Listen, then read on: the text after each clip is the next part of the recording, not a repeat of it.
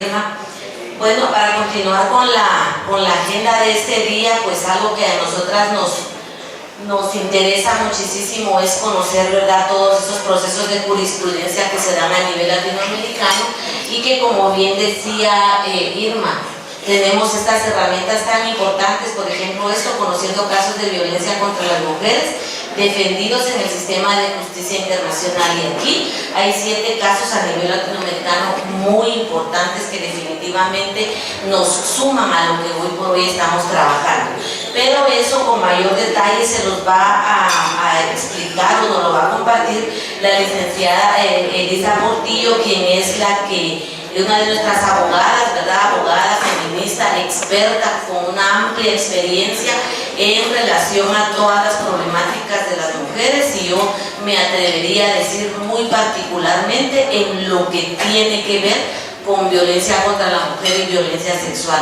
Yo siempre les digo, es que Elisa no hay quien me contradiga, ¿no?, porque ella tiene toditita la información de carácter internacional para sustentar todos los procesos. Así que, Elisa, bienvenida, ella también es parte de CLEAD. Gracias. Muy agradecida por estar el día de hoy en este evento, que nos sentimos congratuladas como organización de tener este auditorio tan excelente como son todos ustedes. En este momento vamos a compartirles un poco el contenido de nuestro documento, que, como les dijo la compañera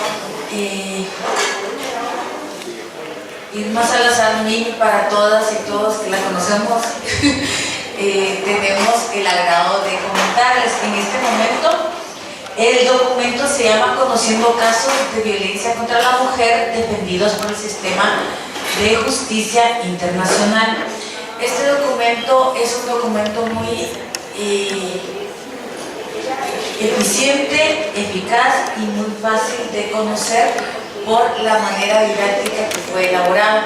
Yo les voy a comentar un poquito de que el objetivo que tiene el mismo es específicamente contribuir al empoderamiento y entrenamiento de las mujeres lideresas, y también, por qué no decirle, a los compañeros hombres que también luchan por el uso de una herramienta para poder reivindicar el derecho de una vida libre de violencia que tenemos las mujeres, que es uno de los objetivos prioritarios en este momento.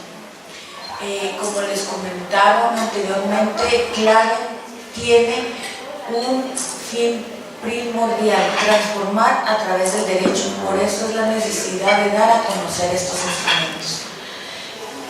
¿Qué es lo que vamos a dar a conocer? La jurisprudencia son sentencias o fallos de tribunales internacionales con relación a ciertos delitos que han quedado impunes en los estados y que crean una manera de resolverse a través de la implementación de los criterios que otorgan los convenios internacionales que han suscrito los estados parte.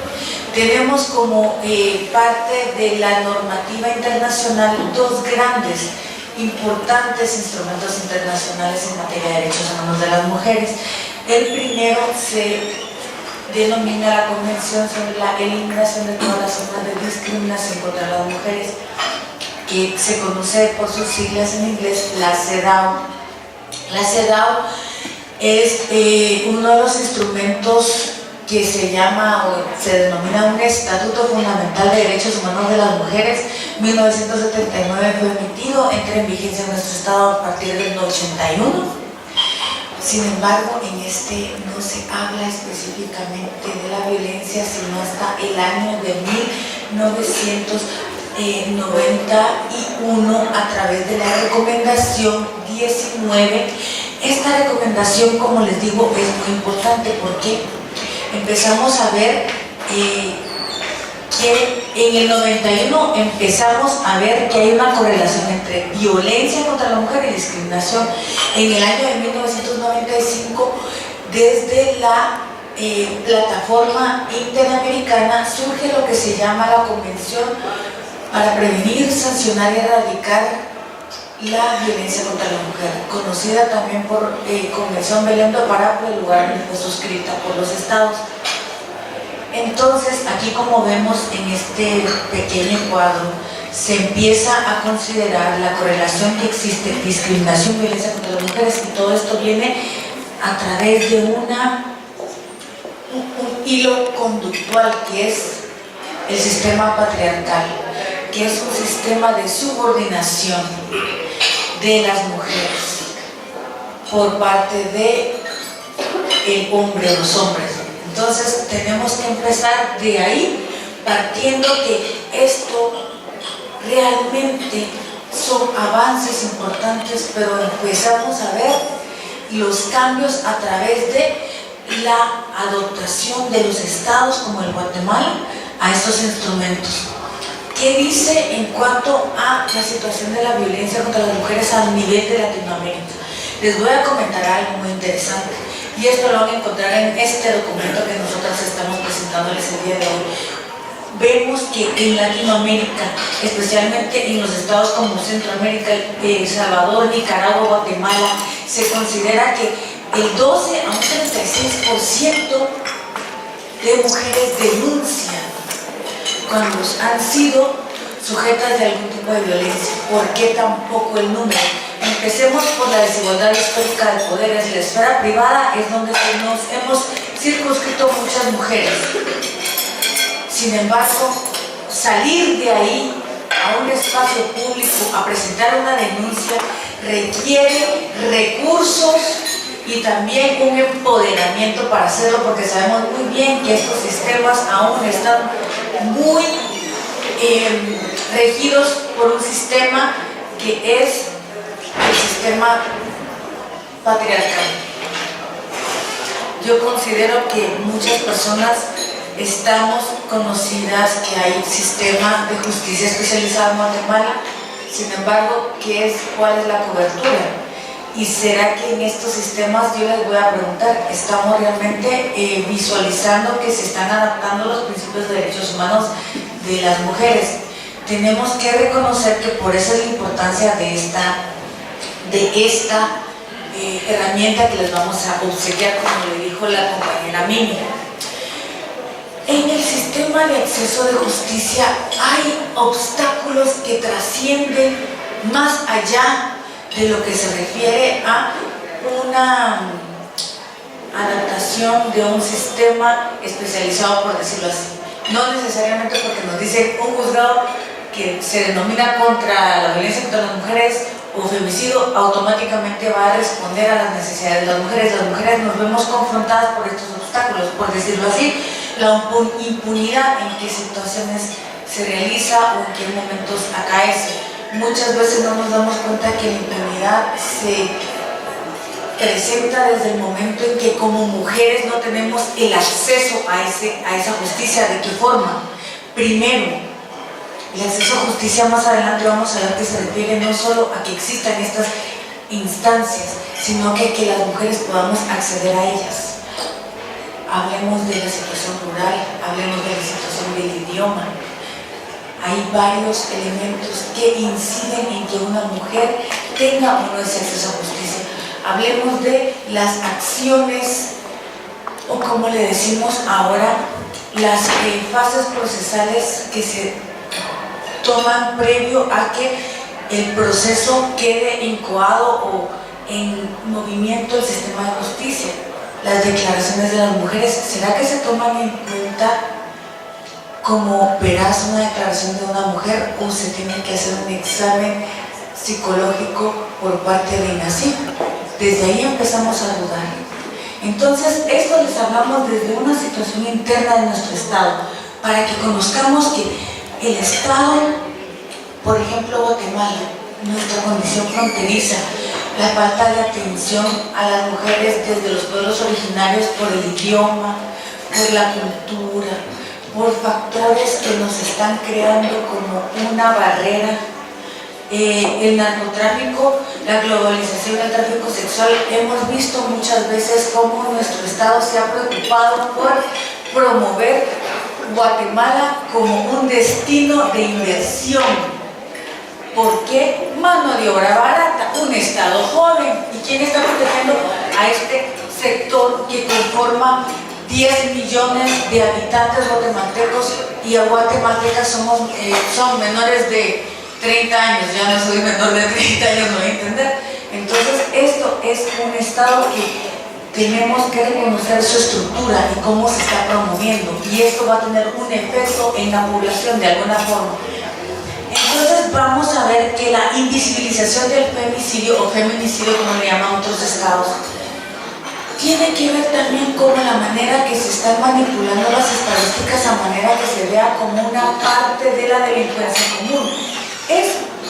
Les hago la consulta a ustedes a manera de reflexión. ¿Será que realmente es delincuencia común o será que estamos viviendo todavía efectos de este terrorismo patriarcal que se le domina en la doctrina contra las mujeres a través de estas muertes violentas que quedan muchas veces impunes, la mayoría de casos, e invisibilizadas, que ahora les señalan a las mujeres? Estaba involucrada en extorsiones, estaba parte de las delincuentes grupos de maras, y no les investigan ya desde la perspectiva específica de las compañeras no me dejan, ¿verdad? Invisibilización. Entonces, ¿cómo podemos sacar a la luz y cuál es el abordaje? Hay una violencia simbólica del Estado y de todos los estados, y por eso es la necesidad que conozcamos cómo se han podido reconocer y se ordenan a los estados que adopten en sus legislaciones, en sus maneras de procedimientos internos, todo lo que estas sentencias se están emitiendo, porque estas sentencias incluyen el abordaje específico de los derechos humanos, como les dije, partiendo de los convenios específicos que estábamos hablando. Continuando, este documento, como les estábamos comentando, tiene un enfoque específico hacia las lideresas mujeres para que conozcamos sobre estos obstáculos que se han visto y para que podamos utilizarlo como una herramienta para las demandas que tenemos para reivindicar nuestros derechos como mujeres, especialmente el derecho de acceso a una justicia pronta, eficaz, efectiva y con la debida diligencia. Solo voy a tomar un vaso, disculpen la voz. Los derechos humanos es el acceso a la justicia y a una vida libre de violencia. Este derecho fue reconocido como primer momento de forma taxativa en la Convención Interamericana para prevenir, sancionar y erradicar la violencia contra las mujeres.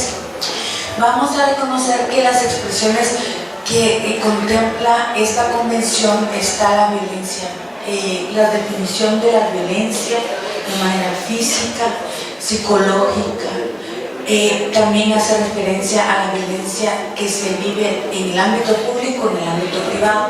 Sin embargo, hay otros tipos de violencia como la violencia por discriminación, la lesbofobia o discriminación contra las mujeres por las preferencias sexuales, que también se deben de considerar parte de este tipo de violencia.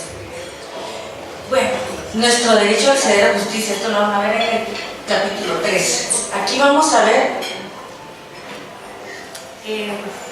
cuáles son o han sido los avances que se han visto desde la plataforma internacional y ya han llevado mujeres lideradas por grupos de mujeres activistas en derechos de las compañeras para reivindicar esos derechos que el Estado no le reconoció.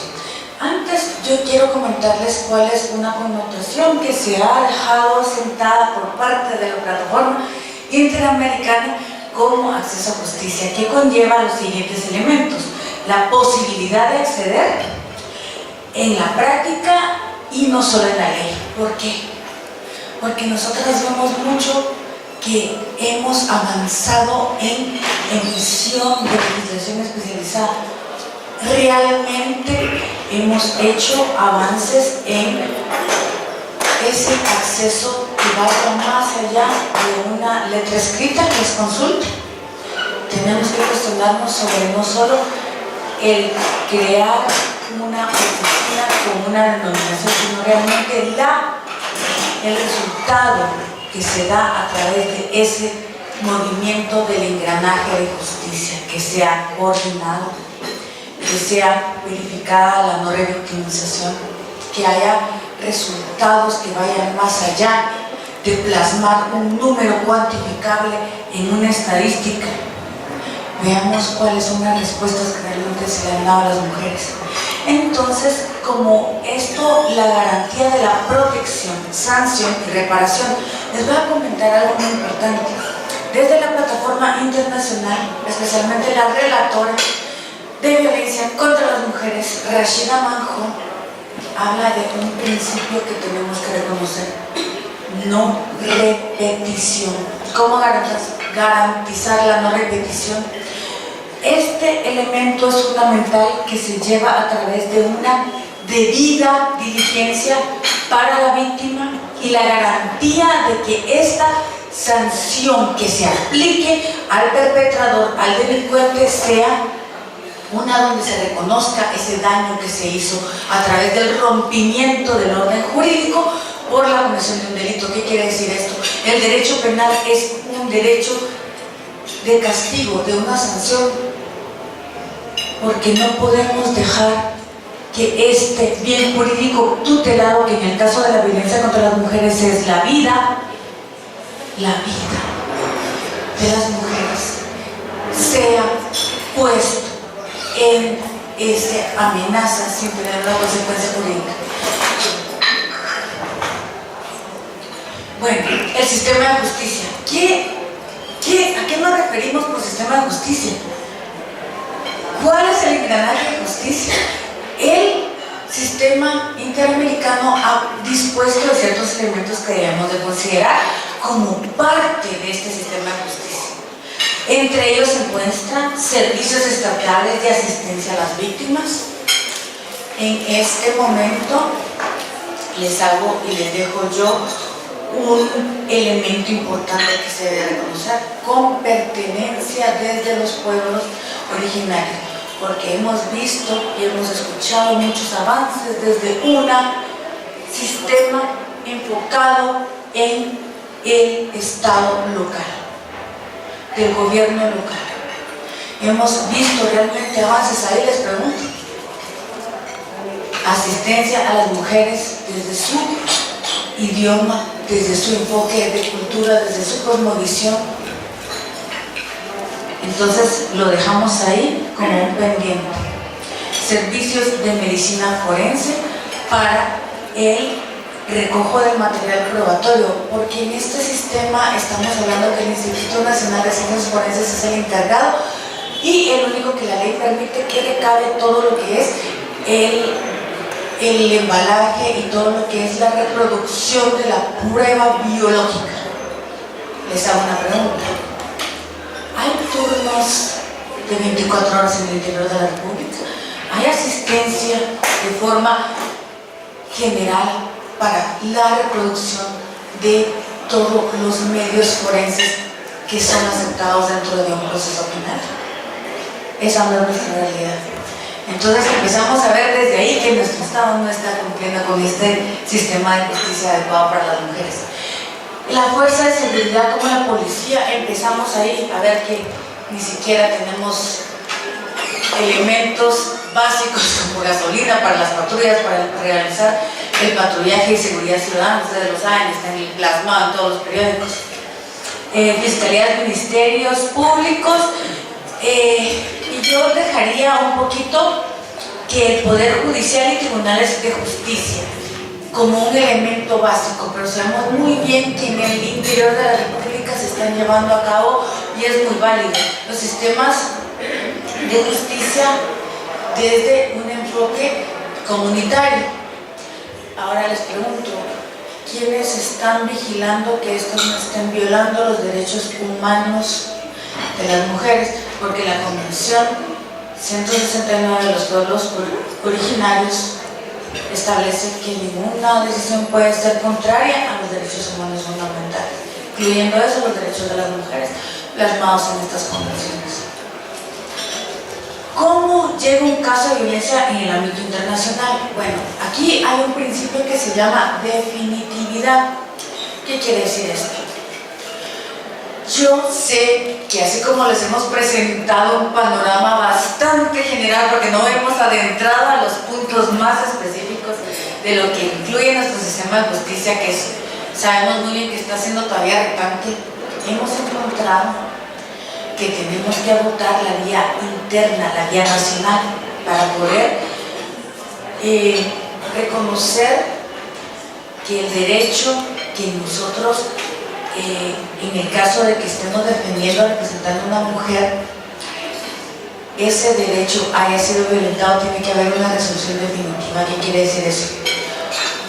Tengo que haber agotado todas las vías existentes. Yo sé que aquí hay muchas personas que son abogadas o personas que son estudiosas del derecho. Sabemos de que hay una primera instancia, segunda instancia y una extraordinaria, que es la de casación. Tendríamos que haber agotado la última y que no haya ningún plazo pendiente o resolución pendiente de haber sido resuelta.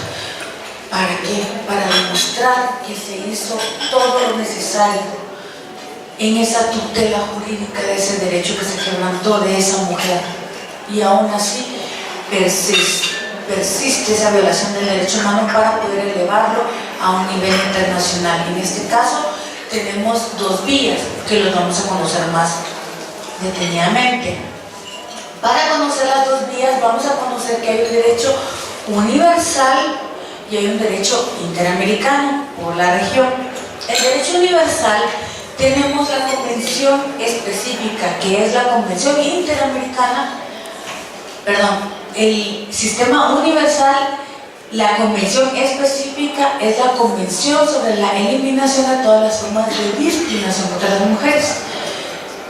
Esta es nuestra convención marco, y de ahí nosotras sabemos que el tratado general que le da vida para optar al sistema universal es el Pacto Internacional de Derechos Civiles y Políticos.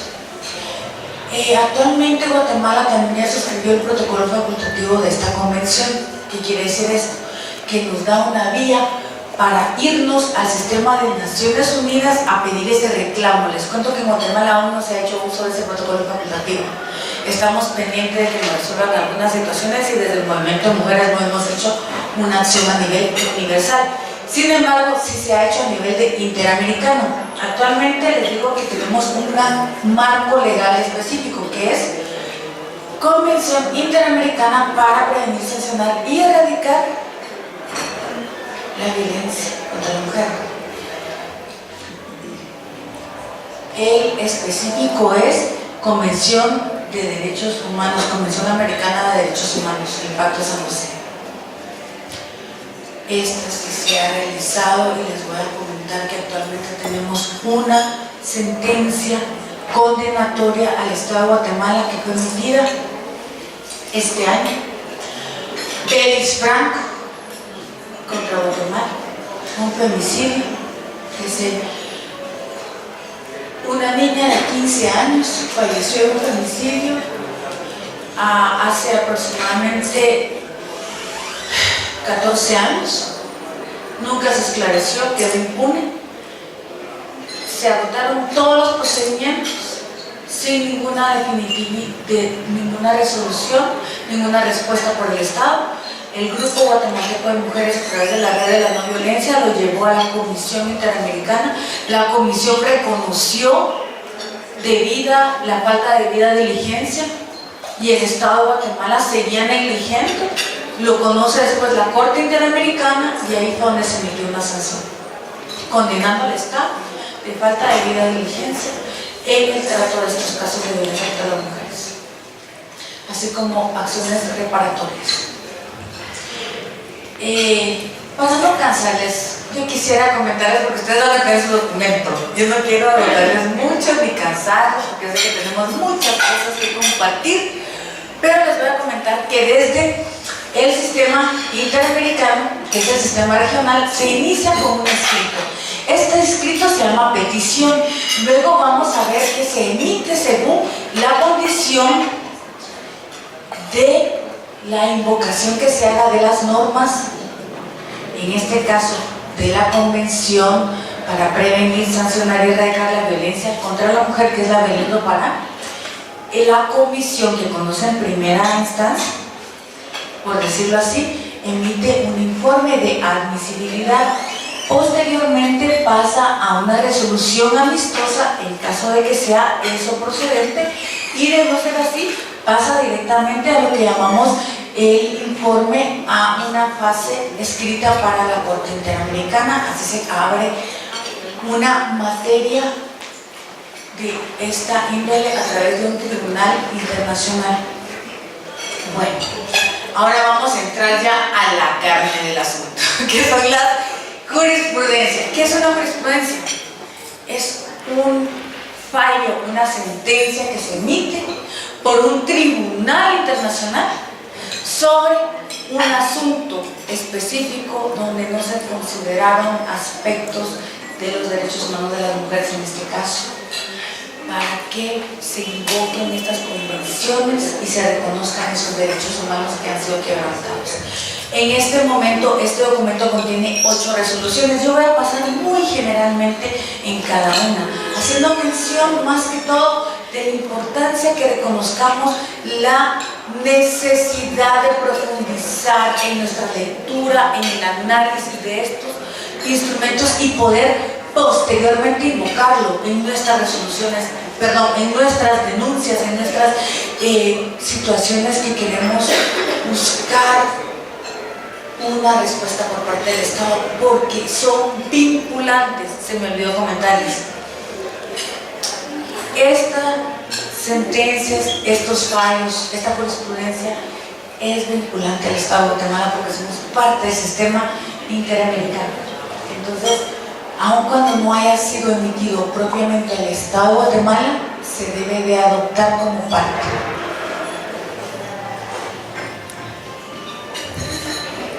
Ahora vamos a ver el caso Fernández Ortega. Este caso fue una joven que lastimosamente en su comunidad fue violada por miembros del ejército, quedando esta situación impune. No le tomaron en ningún momento la prueba biológica porque aducían que no había servicio disponible. Ella la tuvieron lo que nosotros llamamos el penduleo. En el momento en que le tomaron al fin su denuncia, no tenía suficientes elementos de convicción para vincular o individualizar a los responsables de la violación. Este caso llegó a conocerse en la Corte Interamericana y se reconocieron la violación sexual y la falta de las medidas que el Estado tendría que haber adoptado, sancionando a él mismo. Entonces, esto fue en México, el caso número 2. Este caso es un poco más controversial. Les voy a comentar qué fue lo que sucedió. Y este caso es muy importante para que lo estudiemos y podamos encontrar elementos que nos pueden ayudar, en especial en este tiempo donde hay tanto embarazo en niñas y adolescentes. Les voy a comentar qué pasó. Esta niña, que se le denomina LC por protección a su identidad, ella es menor de edad, fue violada continuamente. Entonces, lo que sucedió fue que de esa violación surge un embarazo no deseado. La niña, desconsolada, desconcertada con esta situación, intentó quitarse la vida, se lanzó de una terraza, se afectó gravemente su columna vertebral, le hicieron una evaluación médica. El Consejo de Médicos dijo que estaba en riesgo su vida y tenía un estado de gravidez. Entonces la madre pidió por un legrado, por un aborto. No se lo otorgaba.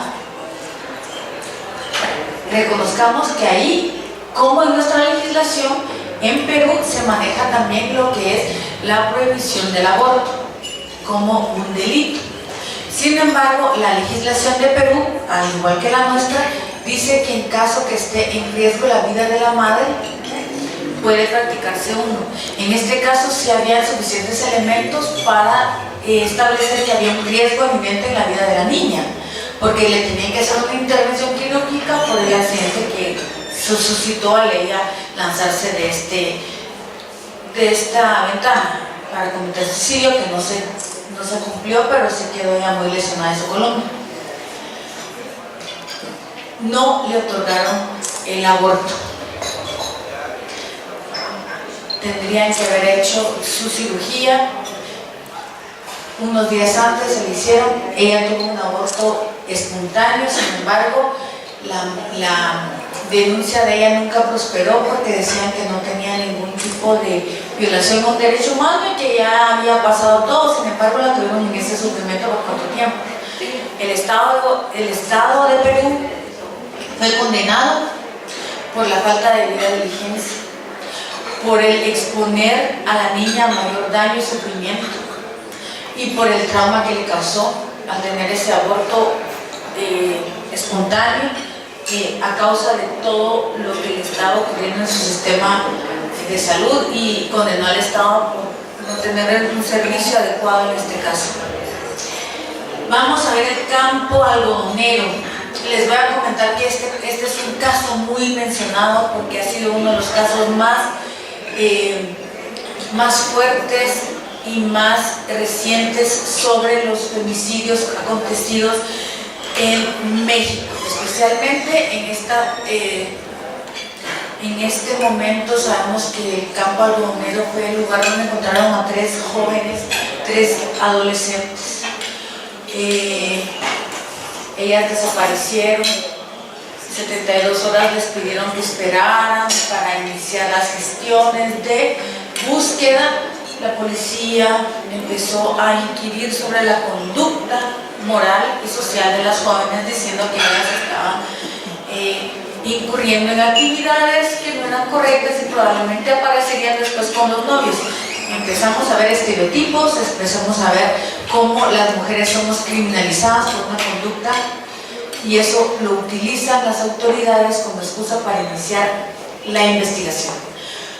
Más adelante, esto fue en Ciudad Juárez, aparece en un campo algodonero las 3 jóvenes con otras 5 más, porque se vio que estos móviles de la violencia femicida o feminicida, en este caso porque se le denomina feminicidio, es movida por esa impunidad y ese desprecio a la vida de las mujeres. El Estado fue condenado a falta de debida diligencia, falta de cumplimiento de las acciones necesarias de investigación, retraso y otro sinfín de vicios graves en la investigación. Esta es una sentencia que como les digo, aquí les ponemos un resumen en este documento. Sin embargo, ustedes pueden accesar al documento completo. Es muy interesante y lo que podemos hacer aquí es invocar estas resoluciones para los casos específicos. Ahora voy con, esta es otra, Hellman contra Uruguay. Lo que pasa, esto pasó en el 76, creo yo. Sí, fue un caso un poquito antiguo. Voy a correr un poquito con esto porque el otro es más interesante. No que no sean interesantes, perdón, todos son importantes, perdón. Solo que estamos corriendo con un poco el tiempo y yo les pido un poquito de paciencia, disculpen, pero necesitamos conocer esto. En este caso lo que sucedió fue lo siguiente. Fue contra un grupo de personas que estaban contra un régimen totalitario. En los años 70, la señora estaba embarazada. Se suscitó lo siguiente: al esposo de ella lo tomaron prisionero, se le dio muerte, ella la trasladaron de Argentina a Uruguay, posteriormente la mataron, apareció el bebé que ella tuvo, lo dieron en adopción a personas que no tenían bebés. Posteriormente el padre de la joven encuentran al bebé e inician todas estas acciones, ¿verdad? Que son la reivindicación y toda la tortura que ella probablemente sufrió mientras estaba en ese estado de gravidez y se reconoce la tortura que se provoca cuando una mujer está en estado de gestación y la violencia es considerada una manifestación de tortura. Ese es un hallazgo muy interesante en esta sentencia. Ahora vamos a Tala e Hijas contra Chile. Esta es una señora que se casa, posteriormente tiene 3 hijas y decide terminar su relación matrimonial con el esposo. En este proceso ella pide la guarda y custodia de sus hijas. Sin embargo, el padre reta esta resolución que emite un juez debido a que ella es una persona lesbiana y está conviviendo con una mujer. La sala llegó a esta sala y la sala dijo que no había razón por la cual se le iba a quitar la guarda y custodia a la señora. Sin embargo, el esposo posteriormente eleva a un tribunal, al Tribunal Supremo, quien resuelve de la idoneidad que no tiene la señora por el hecho de su preferencia sexual. Esa resolución, que es la definitiva, se eleva a la Corte Interamericana debido a que le quitan la guardia y custodia.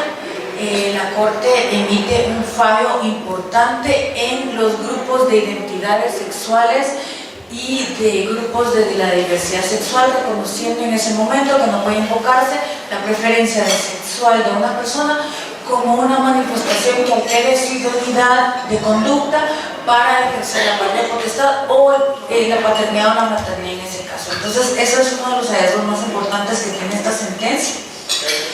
Vemos también que Jessica Leighan contra Estados Unidos. Sabemos que Estados Unidos no ha suscrito la Convención de la Belém do Pará. Sin embargo, es vinculante por la Declaración Universal, porque la declaración la tienen que asumir todos los estados, no importando, ¿verdad? En este caso se reconoce que la señora, otro caso donde no se reconoce el derecho de la señora que se le ejecuten las medidas de seguridad. El padre va a traer a las niñas, posteriormente no las lleva de vuelta en el horario establecido. Para no cansarles, estas niñas aparecen muertas. Él llega a disparar a la estación de la policía y el reconocimiento de la sentencia, que es importante, es el siguiente: se reconoce la necesidad y la vulnerabilidad que existe en mujeres que están en procesos de divorcio y separación en cuanto a que se imponen las medidas de seguridad por la mayor peligrosidad del agente. El agente delictivo en ese caso es el hombre, ¿verdad? No el policía. Y vamos a hablar de este caso de Mamerita Matanza contra Perú. Este caso fue de una señora que era de origen de los pueblos originarios indígenas. Se lanzó en Perú una campaña masiva de planificación y de esterilización. Fue esterilización lo que pasó en ese caso. Ella ya tenía 7 hijos e hijas y ella fue coaccionada a practicarse un procedimiento quirúrgico que se llama cauterización de las trompas de falopio para no tener más familia. Sin embargo, ella durante este proceso no llevó el control indicado debido a que ella regresaba. Primero fue realizado en contra de su voluntad, ella no quería. Llega un policía a coaccionarla, a decirle que estaba quebrantando una ley porque ya decía que no podían tener más de 5 hijos e hijas. Entonces ella accedió a que se le realizara este procedimiento. Luego no se le dio el seguimiento adecuado, una infección la llevó a la muerte. El esposo inicia su búsqueda de justicia y ahí fue donde posteriormente se condena al Estado de Perú por forzar, discriminar a esta señora, y que se van a dar entonces pasos muy importantes en el sentido de evitar que estas situaciones continúen dándose. que es la esterilización contra los grupos indígenas. Bueno, las estrategias, como le digo, de exigibilidad de derechos y acceso a justicia es invocar estos hallazgos importantes que hemos tenido, como les digo, la oportunidad de compartir. Yo les estoy hablando de una forma muy general, pero las invitamos para que más adelante tengan la oportunidad de darle una lectura y que nos volvamos a encontrar, a analizar, a pensar qué acciones podemos tomar juntos y juntas para, como les digo, reivindicar los derechos de las mujeres, especialmente aquel de una vida libre de violencia. Yo me quedo hasta ahí porque sabemos que estamos un poco apurados de tiempo y les agradezco mucho su paciencia. Gracias.